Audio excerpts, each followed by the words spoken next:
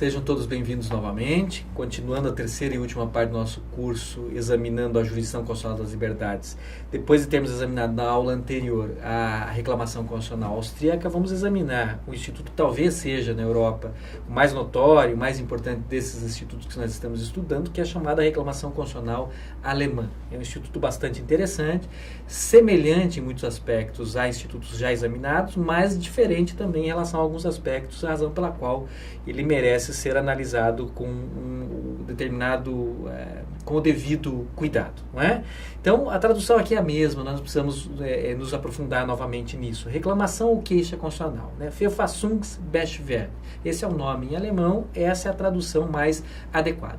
Normalmente traduzido para a língua portuguesa ou para a língua espanhola como recurso constitucional, mas não se trata de um recurso, como todos os senhores sabem, é uma ação constitucional, que é proposta originariamente no Tribunal Constitucional e, portanto, efetivamente é desaconselhado se referir a esse instituto como recurso, porque não possui natureza judicial, natureza processual de recurso, né? É uma reclamação constitucional, uma ação originária.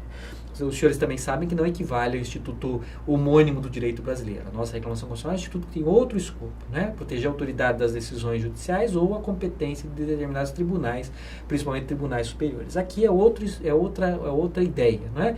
Tratam-se de ações constitucionais excepcionais, de tutela de direitos fundamentais, né, e que são julgadas pelo tribunal, pela Corte Constitucional, e que têm as características que nós estamos estudando, né, são julgados em instância única, irrecorríveis e assim por diante. São institutos excepcionais e subsidiários, portanto, como nós estamos vendo desde a aula anterior à aula passada, né.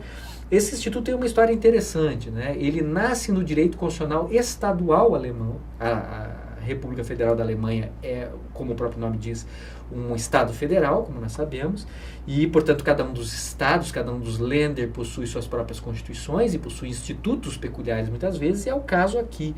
Esse instituto ele surge primeiro no direito constitucional de um dos Länder, de um dos estados da Alemanha, né, a Bavária ou Baviera, e do direito constitucional bávaro, esse instituto é federalizado e é também exportado para outros Länder alemães, ou seja, ele surge no direito constitucional bávaro e depois é adotado pelo direito constitucional federal alemão e também pelo direito constitucional estadual de outros estados alemães. Então, o instituto precursor é esse instituto chamado Verfassungsbeschwerde bávaro, né? Ou seja, a reclamação ou a queixa constitucional da Bavária, né?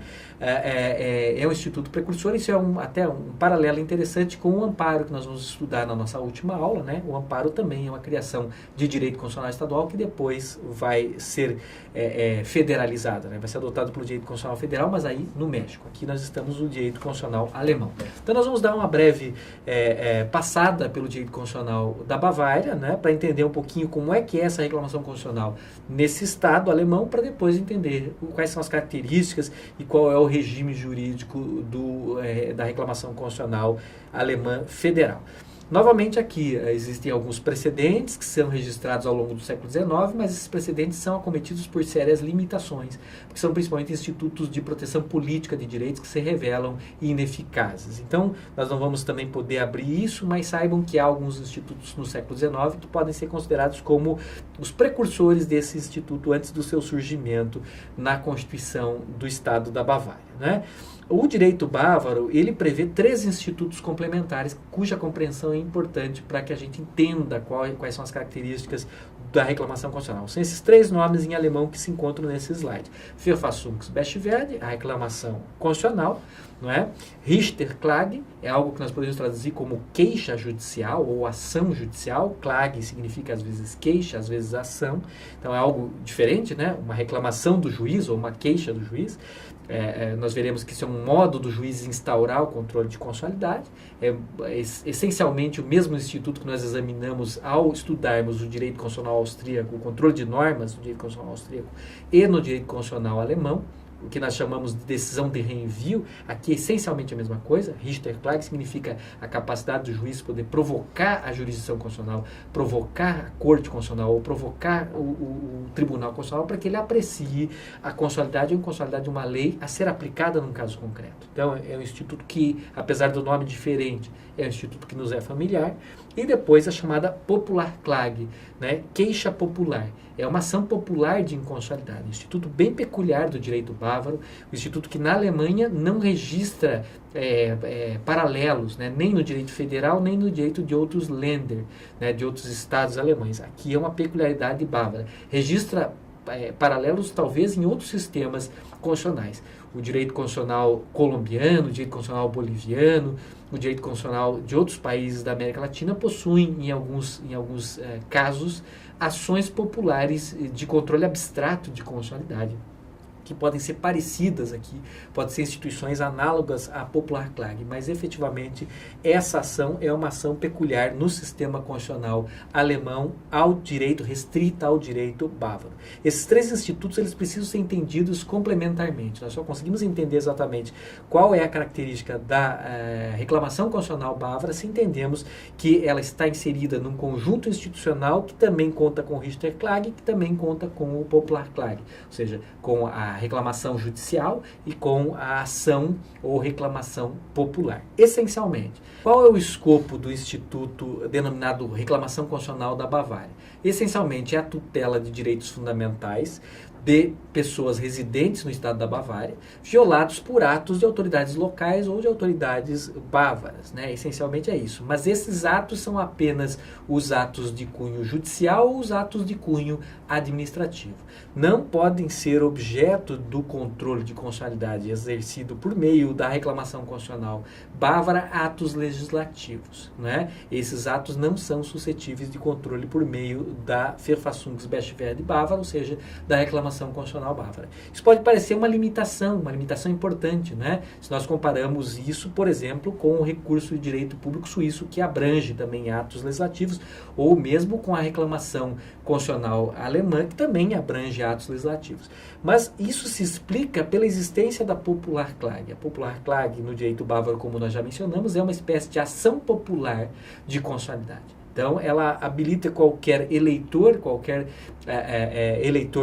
do Estado da Bavária a impugnar leis estaduais ou leis locais que violem a Constituição ou que violem preceitos estabelecedores de direitos fundamentais. Então, esses dois institutos são institutos complementares.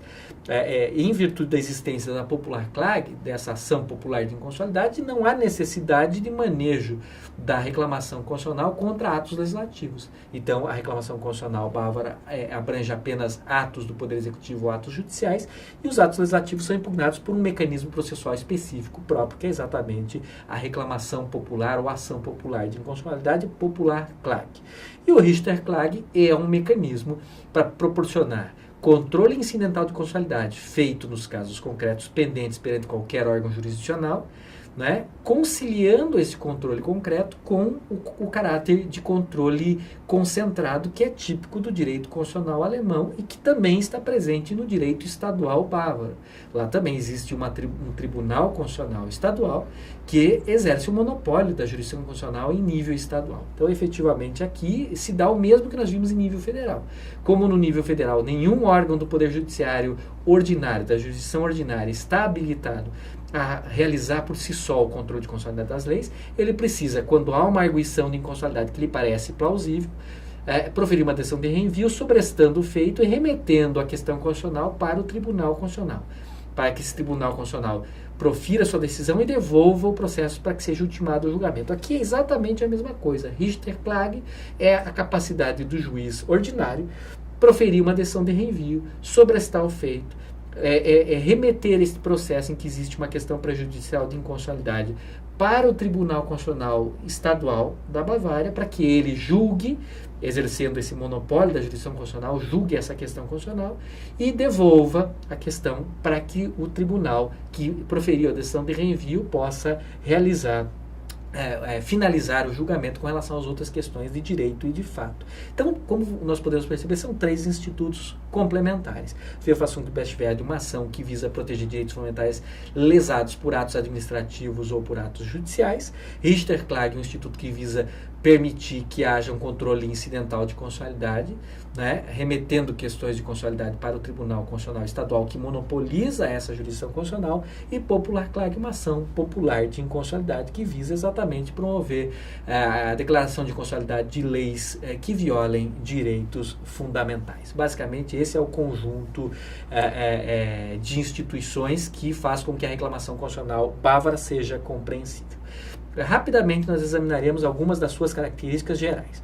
Primeiro, qual é o pressuposto? Uma violação, né, de direito subjetivo estadual por parte de uma autoridade estadual. O parâmetro, portanto, é o direito constitucional bávaro, o direito constitucional estabelecido na Constituição do Estado da Bavária, né? E, naturalmente, só podem estar sujeitas à jurisdição dos tribunais, e especificamente nesse caso da Corte Constitucional ou do Tribunal Constitucional da Bavária, autoridades estaduais. Então, efetivamente, a autoridade legislativa, a autoridade executiva, a autoridade judicial aqui tem que ser uma autoridade estadual, e não faria sentido o Tribunal Estadual exercer sua competência sobre autoridades federais, por exemplo, né?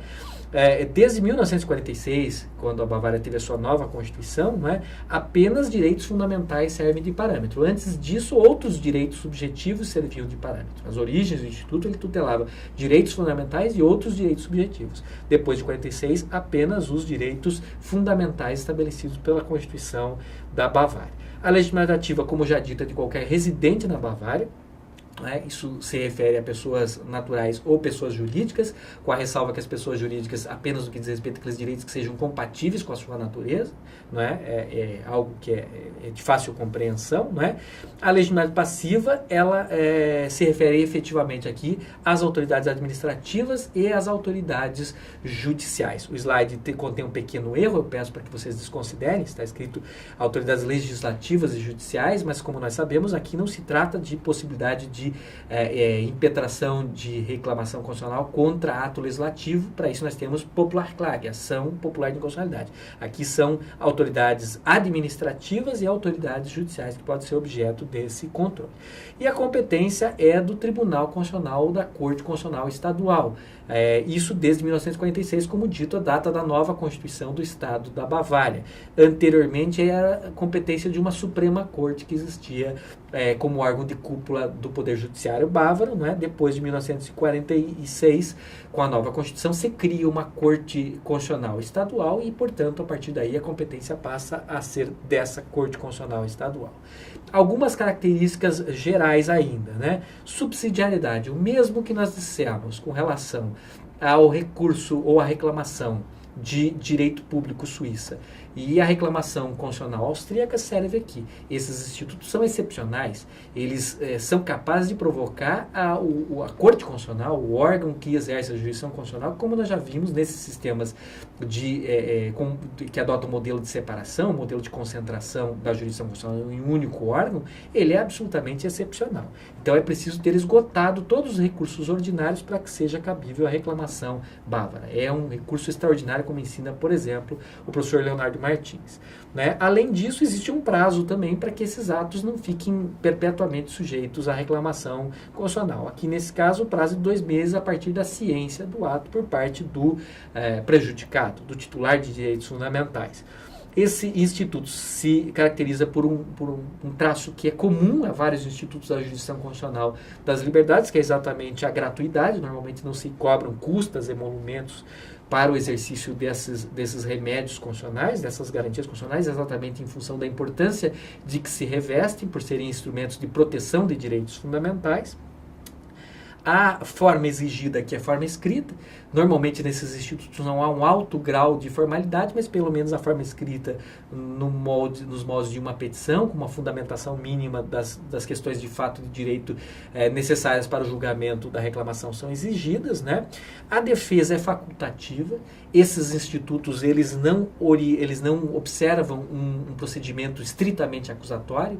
Aquela teoria clássica do processo subjetivo do processo civil numa leitura constitucional de um processo acusatório com um juiz imparcial e que, portanto, não tem grandes poderes de iniciativa, de partes mais ou menos em igualdade de condições, de igualdade de uma defesa necessária ou compulsória. Nada disso se aplica necessariamente aqui. O processo constitucional é um processo autônomo, diferente do processo civil e diferente do processo penal também. E aqui o modelo acusatório não se aplica plenamente, isso é algo que é comum no que diz respeito ao exercício da jurisdição constitucional e aqui também será verdadeiro. Tanto que a defesa do ato é facultativa. As autoridades das quais emanou o ato são normalmente notificadas da propositura da reclamação, né, para que venham defender o ato se entenderem que é o caso. Elas podem vir fazer a defesa do ato que está sendo objeto de impugnação, nesse caso um ato administrativo ou um ato judicial, ou podem permanecer inertes e isso não vai ter nenhum impacto na validade do processo. Então, efetivamente, aqui é uma peculiaridade, uma diferença no que diz respeito ao tipo de processo que se caracteriza ou que se apresenta muitas vezes no processo constitucional, na jurisdição constitucional. Outra característica também peculiar é que é amplos poderes instrutórios do relator. Aqui não existe aquela ideia de que o relator precisa ser provocado o tempo todo, como, por exemplo, numa concepção mais clássica do processo civil. Aqui não, aqui existem poderes de iniciativa probatória do relator. Isso pode ser compreendido exatamente pela importância de que se revestem esses processos, que envolvem sempre questões que vão além do interesse do indivíduo, mas que também envolvem questões de ordem pública. Em tese, todo ato de violação de direitos fundamentais é uma questão de ordem pública e, portanto, justifica-se aqui uma iniciativa maior, mais ampla, exatamente por parte do relator. Então, essa é outra característica que faz com que o processo constitucional saia um pouquinho fora aí daquele molde que a gente costuma normalmente associar ao processo clássico, né, de tutela de direitos subjetivos. Finalizando já, né, nós temos aqui a exclusão já mencionada, atos legislativos não podem ser objetos desse remédio constitucional, então os atos do Landtag e do Senado, que são as duas casas do Poder Legislativo do Estado da Bavária, não pode ser objeto de controle, existe um mecanismo próprio para isso, não é a reclamação. As decisões do Tribunal Constitucional Bávaro são vinculantes, tanto para os juízes quanto para as outras autoridades. Isso é a disposição expressa de uma lei bávara de 1947, prevê no seu parágrafo 21 essa disposição. E a declaração vai ser uma declaração de teor semelhante àquela que nós já examinamos na reclamação constitucional austríaca. Ou seja, há um conteúdo, um componente declaratório e um componente constitutivo. O componente declaratório é a declaração da violação de direitos fundamentais. Isso é a premissa, esse é o pressuposto, né? A consequência é exatamente a cassação da decisão judicial ou a anulação do ato administrativo, podendo ser agregadas nessa decisão outras medidas necessárias ao estabelecimento, ao restabelecimento da situação jurídica do prejudicado, como prevê o parágrafo 52 dessa mesma lei 72 de 47, no seu inciso primeiro. Então, o regime jurídico é muito parecido, né? Essencialmente aquilo que nós já dissemos com relação à reclamação austríaca cabe aqui também. Apenas encerrando, então, para lembrar, esse instituto tem que ser contextualizado no direito constitucional bávaro ao lado da Richterklage e da Popularklage. E concluindo aqui, lembrando que o direito constitucional bávaro, assim como o alemão, adota uma teoria da nulidade da lei constitucional e, portanto, as decisões aqui vão ser presumidas como declaratórias, em princípio, e dotadas de eficácia retroativa. O mesmo é verdadeiro para os três institutos, tanto para a reclamação constitucional, quanto para o Richterklage, ou seja, a decisão de reenvio judicial, quanto para a Popularklage, a ação popular de inconstitucionalidade. Na próxima aula, nós examinaremos a reclamação constitucional alemã, do direito federal alemão.